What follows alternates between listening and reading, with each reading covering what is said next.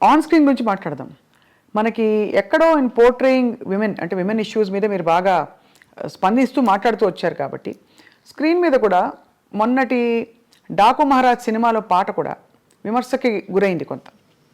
అవసరమా అని, తప్పు రైట్ అని కాదు, ఇది అవసరమా మనకి అంటే మీ పరిధిలో మీరు ఎప్పుడు కూడా అశ్లీలం అసభ్యకరం అనే అంశాలకు కానీ స్టెప్పులు వేసినప్పుడు ఇలాంటివి కానీ మీరు జాగ్రత్తలు తీసుకునేవారా? Were you very conscious? డెఫినెట్గా వెరీ కాన్షియస్. అంటే నాకు ఒక్క సినిమాకి నాకు కోపం వచ్చి తీసాను నేను, బంగారు మొగుళ్ళు అనుకుంటా. ఇటువంటి దరిద్ర పని నేను కూడా చేశాను.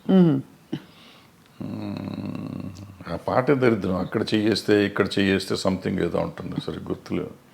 అంటే మంచి నీతిగా అసలు ఎక్కడ ముట్టుకోకుండా ఒకరినొకరు టచ్ చేయకుండా సినిమా తీస్తా అంటే ఎవడు చూడలేదని కోపం వచ్చి ఆ సినిమా దరిద్రం పెట్టండి అని చెప్పి నేనే పెట్టి తీస్తాను. అంటే ఒక్కోసారి ఫ్రస్ట్రేషన్లో చేసిన పని అది చేసింది నేను చేసిన తప్పే. బట్ ఇవాళ వాళ్ళు చేసిన తప్పంటే ఇప్పుడు నాకు వయసు అయిపోయి నేను సినిమాలు లేవు కాబట్టి వాళ్ళు చేసిన తప్పండి. ఇవాళ చిరంజీవి గారు ఠాగూర్లోనో దేంట్లోనో అదేదో సినిమా పాట ఏదో ఉంటుంది ఉంటే నేను అప్పుడు కామెంట్ చేశాను, అంత అద్భుతమైన సినిమాలు ఇది ఏంటండి అని చెప్పి. ఆ తర్వాత వాళ్ళంతా ట్రోల్ చేశారు. అట్లాగే బాలకృష్ణ గారు మొన్న ఆ సినిమాలో కూడా అది అనవసరం, అది ఆయన స్టేచర్కి అనవసరం. అసలు ఇవాళ అటువంటివి చూస్తారు అనుకోవటం అనవసరం. అంతకుముందు ఆయన చేశాడు కదా భగవత్ కేసరి, అద్భుతంగా చేశారు ఆ సినిమా. అఖండ అద్భుతంగా చేశారు. అమ్మాయి కనపడకుండానే సినిమాలు ఆడుతుంటే ఆయనకి ఎందుకు ఇది, దీనికోసం ఎవరిని వస్తారా, ఎన్ని టికెట్లు దిగుతాయి, ఊరికి కాంట్రవర్సీ తప్పించి. అందులో ఆయన ఎమ్మెల్యే పొలిటీషియన్ అందుకనే కదా సార్ ఇన్ని ఉండగా ఆయనకి అటువంటిది ఆయనే రిజెక్ట్ చేసి ఉంటే పోయేది. లేదు చేసే ప్రొడ్యూసర్లు అడిగారు, డైరెక్టర్లు అడిగారు, డాన్స్ మాస్టర్ అడిగాడు, ఏదో వాళ్ళ గోల మనకెందుకు. కరెక్టే సార్. అంటే ఎంటర్టైన్మెంట్ ప్రపంచమే విస్తరించింది బాగా. నెట్ఫ్లిక్స్లో ఇంట్లోనే మనకి ఫారిన్ అయితే ఎన్నెన్నో రకరకాలు అన్నీ వచ్చినాక అసలు బేసిక్గా ఓటీటీ వచ్చిన తర్వాతమ్మా ఏది తప్పు ఏది ఒప్పు అనేది లేకుండా సెన్సర్ వాళ్ళు కూడా వదిలేస్తున్నారు ఇవన్నీ పట్టించుకోకుండా. నాకు రౌడీ అన్నయ్యలోనో దేంట్లోనో ఒక సాంగ్ చేస్తాంటే ఈ రంభక వరకు మిడీ లాగా ఉంటుంది ఇక్కడ దాకా, ఓ సాంగ్లో తిరుగుతూ ఉంటే కొంచెం లేస్తుంది. సినిమా రిలీజ్ అయినాక నాకు సెన్సార్ ఆఫీసర్ ఫోన్ చేసి సార్ ఇక్కడ ఎక్కడో ఉంది సార్, ఎవరో జనం అంటున్నారు సార్, కట్ చేయండి సార్ అని. రిలీజ్ అయిన తర్వాత కట్ చేశాను నేను. జస్ట్ ఊరికి మిడి ఇక్కడ ఉంది, ఇప్పుడు గాలికి ఎగిరింది, వెళ్తే ఇంతవరకు ఎక్స్పోజ్ అయింది. నేటి దౌర్జన్యం అనే సినిమాలో ఒక సాంగ్లో వాణి విశ్వనాథ్ గారికి స్విమ్మింగ్ సూట్ వేసా, ఒక బిట్ వేస్తే సెన్సార్ కట్ చేశారు. అదే టైంలో బొబ్బిలి రాజాలో ఆమె సినిమా అంతా చొక్కా వేసుకుని కింద ఏమి లేకుండా దివ్యభారతి అది ఫుల్ సినిమా వదిలిపెట్టారు. నాకు ఒక బిట్టు ఏంటంటే దాంట్లో వదిలేరు కదండి అంటే, ఆ సినిమా అంతా దాని మీద ఉంది, నీ సినిమా అది లేదు కదా, ఎందుకు నువ్వు చేయాలంటారు. అదే అంటే నేను ఫైట్ చేసి ఉంటే నాకు వదిలిపెట్టేవారు.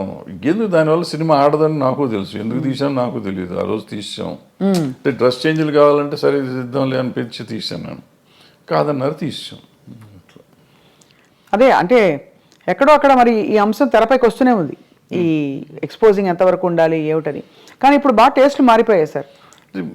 బయట సమాజంలోనే అట్లా తిరుగుతున్నారు కదా. ఇప్పుడు మనం అంటాం ఎక్స్పోజింగ్ అంత బాగా ఎక్కువైపోయింది అంటాం. బయట వాళ్ళ పార్టీలకు వెళ్తే, పబ్బుల్లోకి వెళ్తే మీకు అంతకంటే భయంకరంగా ఉంటున్నారు ఆడపిల్లలు. బట్ అది వాళ్ళ ఇష్టం, మనం ఎవరో అడుగుతానికి, హూ ఆర్ యూ టాస్క్, నా కంఫర్ట్ నాది అంటున్నారు. సో ఇప్పుడు మన ఈక్వల్ రైటే కాకుండా నిజంగా కూడా వాళ్ళ కంఫర్ట్, నా ఇష్టం వచ్చిన బట్టలు నేను వేసుకున్నప్పుడు ఆడపిల్లల బట్టలు ఇష్టం వచ్చిన ఆడపిల్లలు ఎందుకు వేసుకోకూడదు. ఈ కొంతమంది ఏమంటారంటే నువ్వు అటు వేయటం వల్లే కదా ఇది జరిగింది, వేయటం వల్ల జరగటం నిన్ను కంట్రోల్ చేసుకోవాల్సిన బాధ్యత నీకు ఉంది కదా. అవును, ఈ సమాజంలో ఉంటే నేను చూసి నేను ఆ అమ్మాయిని చూడగా నాకు ఏదో అయ్యింది అనేది ఆన్సర్ కాదు. బోస్ గారు కరెక్ట్గా రాశారు, you have to control your self. Correct. అంటే కోకా కడితే కొరకొరమంటూ చూస్తారు, పొట్టి గౌను వేస్తే పట్టి చూస్తారు. అది అంటే ఇంచుమించు మీరు అన్నట్టు అది అనాదిగా అది సృష్టిలో ఉండే ఒక వైపరీత్యం అలా కొనసాగుతుంది. అంటే సినిమా ఇండస్ట్రీ పాపం ఫోకస్లోకి వచ్చింది కానీ అది సార్ మరొక అంశం మీరు తెరపైకి చాలాసార్లు వచ్చి మాట్లాడారు, ఈ డ్రగ్స్ ఇష్యూ కూడా ఇలాంటి కాంట్రవర్సీలు ఇవి బాగా అంటే drugs because of the free money easy money అందుబాటులో ఎక్కువగా ఉన్నది చిత్ర పరిశ్రమలో, లేదు మీరు అన్నట్టుగా పొలిటీషియన్స్, బిజినెస్ మ్యాగ్నెట్స్ వాళ్ళ ఫ్యామిలీస్లో. కాబట్టి దీనివల్ల ఎలా ఖర్చు పెట్టాలో తెలియక ఈ డ్రగ్స్ వీటి అలవాట్లు బారిన పడతారని చెప్పి కొంతమంది ఎవరో చెప్పారు, గ్లామర్ కోసం తీసుకుంటారని. Is that true sir? అసలు ఫస్ట్ పాయింట్ నువ్వు చెప్పిన దాంతో నేను ఏకీపించను. ఇదేంటంటే సినిమా ఇండస్ట్రీలో డబ్బు చాలా ఎక్కువ ఉంటుంది అనేది నమ్మన్నాను అసలు. సినిమా ఇండస్ట్రీలో వచ్చే కొంతమంది దగ్గర డబ్బులు వస్తే బాగుంటుంది. చాలామంది 80% మధ్య వాళ్ళు డే టు డే ఎక్స్పెన్సెస్ కూడా ఎత్తుకునే బ్యాచే ఉంటారు. ఓ 10% ఉంటారు నువ్వు చెప్పిన డబ్బులు ఎక్కువ ఉన్న వాళ్ళు ఉంటారు. కొంతమంది ఎడిక్ట్స్ అవుతారు. ఇప్పుడు మన స్కూల్లో పిల్లలు ఉంటున్నారు, స్కూల్లో పిల్లలు దే ఆర్ ఎడిక్ట్స్ నౌ. వాళ్ళకి ఇది ఈ డ్రగ్ కొనే డబ్బులు లేకపోతే వైట్నర్ ఉంటుంది కదా, వైట్నర్ తినేసి దాన్ని అలవాటు చేసుకుంటున్నారు. ఈవెన్ రైల్వే కూలీలు అలవాటు చేసుకుంటున్నారు అటువంటి. సో ఇవన్నిటికీ ఏంటంటే వాటిని అరికట్టే మార్గం మనం ఎత్తుకోవాలి. సో డబ్బు ఉంటే వస్తారు, డబ్బున్న వాళ్ళే చెడ్డవాళ్ళు, డబ్బు లేని వాళ్ళు మంచివాళ్ళు అనే శాస్త్రం ఎక్కడ లేదు. ఈ దురలవాట్లు అనేవి డబ్బు ఉన్నా లేకపోయినా అవుతుంది. సో ఈ అలవాటుని అరికడతాం ఎట్లా అనేది మనం ముందు ఆలోచిస్తాం. అంటే ఈ డబ్బుని దానికి లింక్ చేయకూడదు ఫస్ట్. అవును, దురలవాటుకి డబ్బుకి లింక్ చేయకూడదు. వ్యసనం అనేది డబ్బుతో రాదు, వ్యసనం నేచర్తో వస్తుంది. సో నేచర్ని కంట్రోల్ చేయాల్సిన బాధ్యత, నేచర్లో ఉన్న దీన్ని వ్యసనాన్ని కంట్రోల్ చేయాల్సిన బాధ్యత తల్లిదండ్రులకో లేకపోతే ఫ్రెండ్స్కో తీసుకోవాలి బాధ్యత. ప్లస్ మనం పర్సనల్గా పెరుగుతున్న కొద్దీ చేసుకోవాలి. అదేనా మీరు చెప్పినట్టు ఏదో అదేది అందం కోసం మనం ఈ తీసుకుంటారు అనేది నాకు కరెక్ట్ కాదు. కాదు.